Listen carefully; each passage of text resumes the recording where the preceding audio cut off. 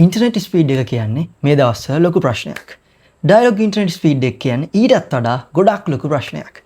මේ ඔක්කොම ප්‍රශ්න අතර රිලීස් වුණු ඩයලොග් එයා 5. ඇත්තටම මොකක්ද මේ ඩයලොග් එයා 5 කියන්නේ? මේක කියන තරම් ස්පීඩ්ද? මේක කියන තරම් හොඳද? අපි කියවන ගානට මේක ඇත්තටම වර්ත්ද? මෙන්න මේ වගේ දේවල් මගේ සති කීපයක එක්ස්පීරියන්ස් එකකින් මේ වීඩියෝ එකෙන් කතා කරමු. මුලින්ම අපි පොඩි මිස්අන්ඩර්ස්ටෑන්ඩින් එකක් ක්ලියර් කරගමු.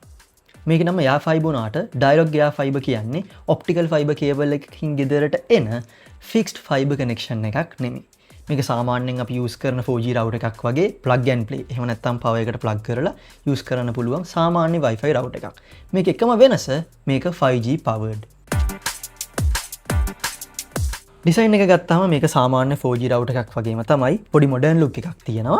ඒ අරනවා මේක යූස්ෆුල් මට ෆීල් වුණ ෆීචර් එකක් විදිහට කියන්න පුළුවන් දෙයක් මේක හම්බෙන බැටරි පැක් එක.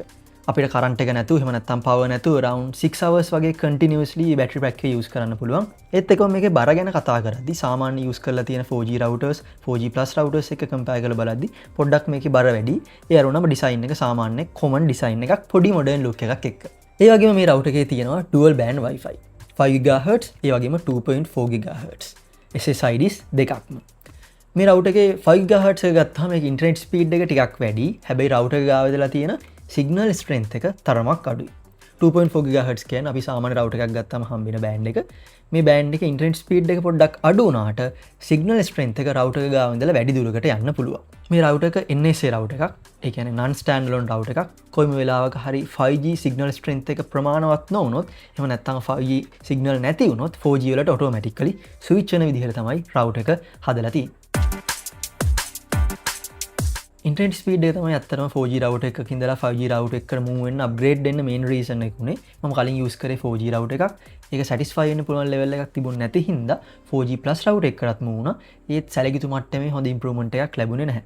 අඩුම සමහර වෙලාවල් තිබුණා YouTube වීඩියෝ එකක් බලන්න බැරි, මීටින් එකකට ලොග් වෙන්න බැරි තරම් ඉන්ටර්නෙට් ස්පීඩ් එක ඩ්‍රොප් වුණා. මගේ යා ෆයිබර් කනෙක්ෂන් එක යූස් කරලා මම ස්පීඩ් ටෙස්ට් කීපයක් කරා විවිධ ලොකේෂන් වල විවිධ ටයිම් වල. ඒ ගත්ත ස්ටැට් එක බලද්දී around 300-400 megabits per second වගේ ඩවුන්ලෝඩ් ස්පීඩ් එකක් තියෙනවා. අප්ලෝඩ් ස්පීඩ් එකත් අත්‍තරම සැලකිතු මට්ටමක හොඳයි. ඩවුන්ලෝඩ් ස්පීඩ් එක සමහර වෙලාවල් තියෙනවා 500-600 above යන. මේකේ තියෙන ඉෂුව එක ෆික්ස් ෆයිබර් කනෙක්ෂන් එකක් වගේ ඉන්ටර්නෙට් ස්පීඩ් එක ස්ටේබල් නැහැ. හැබැයි 4G එකත් එක්ක කම්පෙයාර් කරද්දී අත්‍තරම ලොකු ඉන්ටර්නෙට් ස්පීඩ් ඉම්ප්‍රූව්මන්ට් එකක් බලා ගන්න පුළුවන් එයා ෆයිබර් එකෙන්. දැනට ලංකාවේ තියෙන ඉන්ටර්නෙට් සොලියුෂන් එක කන්සිඩර් කරලා බලද්දී අත්‍තරම යා ෆයිබර් කියන්නේ ගොඩක් හොඳ සොලියුෂන් එකක්. ස්පෙෂලි ෆික්ස් ෆයිබර් කනෙක්ෂන් එකකට යන්න බැරි කෙනෙක්ට. work from home කරන කෙනෙක්ට, online class යන, YouTube බලන, Netflix කරන ඕනම කෙනෙක්ට මේක හොඳ සොලියුෂන් එකක්. දැනට තියෙන user base එකත් එක්ක. ඒ වගේම මෙතනදී ලොකුවට මම කන්සිඩර් කරන්න ඕනේ ෆැක්ට් එක තමයි signal strength එක.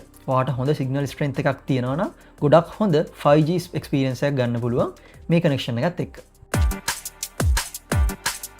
මම ලොකේෂන් කීපයක සිගනල් ස්ට්‍රෙන්ත් එක ටෙස්ට් කරලා බැලුවා. ඇත්තටම මේන් රෝඩ්ස් අවට, ටවුන්ස් අවට හොඳ 5G availability එකක් තියෙනවා. ඔයාලට පුළුවන් ඩයලොග් වෙබ්සයිට් එකට ගිහිල්ලා වැලිඩේට් කරගන්න ඔයාගේ ලොකේෂන් එකට හොඳ 5G කනෙක්ෂන් එකක් 5G availability එකක් තියෙනවද නැද්ද කියන එක. ඇත්තටම හොඳ ඉන්ටර්නෙට් ස්පීඩ් එකක් ගන්න නම් ඔයාලට හොඳ 5G සිගනල් availability එකක් තියෙන්න ඕනේ. එහෙම නැත්නම් ඉන්ටර්නෙට් ස්පීඩ් එක ඇත්තටම ඔයා බලාපොරොත්තු වෙන ලෙවල් එකෙන් හම්බෙන්නේ නැති වෙන්න පුළුවන්. පැකේජස් ගැන කතා කරද්දී ඇත්තටම ඔප්ෂන්ස් තුනක් දීලා තියෙනවා 100GB 200GB ඒ වගේම 300GB කියලා. අන්ලිමිටඩ් පැකේජස් නම් දැනට ඉන්ට්‍රොඩියුස් කරලා නැහැ. මේ පැකේජස් තුනෙන් අපිට ගැලපෙන එක චූස් කරගෙන ඒක යූස් කරන්න හැකියාව තියෙනවා. මගේ පර්සනල් ඔපිනියන් එක කියනවා නම් ඩයලොග් එයා ෆයිබර් ගැන දැනට තියෙන කන්ටෙක්ස්ට් එකත් එක්ක ඔයාගේ ඒරියා එකේ 5G සිගනල් ස්ට්‍රෙන්ත් එක ඇත්තටම හොඳ ලෙවල් එකක තියෙනවා නම් ඔයාට ෆික්ස් ෆයිබර් කනෙක්ෂන් එකකට යන්න මොකක් හරි නොහැකියාවක් තියෙනවා නම් හෝ මොකක් හරි පෝටබිලිටි එක ගැන ඔයාට කන්සිඩරේෂන් එකක් තියෙනවා නම් ඇත්තටම එයා ෆයිබර් කියලා කියන්නේ හොඳ සොලියුෂන් එකක්. හැබැයි ඉන්ටර්නෙට් ස්පීඩ් එකේ පොඩි ප්‍රශ්න එන්න පුළුවන් පොඩ්ඩක් යූසර් බේස් එක වැඩි වෙද්දි. ඒත් එක්කම මේකට හම්බෙන බැටරි පැක් එකත් එක්ක ඔයාට වැලියු එඩිෂන් එකක් හම්බෙනවා. දැනට ලංකාවේ තියෙන අනිත් සොලියුෂන් එක කම්පෙයාර් කරලා බලද්දි සහ මේ දවස්වල තියෙන ඉන්ටර්නෙට් ඉෂුස් එක්ක බලද්දි එයා ෆයිබර් එකට යන එක ඇත්තටම worthy decision එකක් විදිහට දකින්න පුළුවන් දැනට තියෙන තත්ත්වයත් එක්ක. ඩයලොග් එයා ෆයිබර් කනෙක්ෂන් එක ගැන ඔයාලට තියෙන අදහස්, ඔයාලට තියෙන එක්ස්පීරියන්සස්, ඒ වගේම ඉෂුස් කමෙන්ට් සෙක්ෂන් එකේ දාන්න. අපි එතනදී ඩිස්කස් කරමු. ඒ වගේම මේ වගේ ටෙක් වීඩියෝස් බලන්න අපිව සබ්ස්ක්‍රයිබ් කරන්න, අපිව ෆලෝ කරන්න.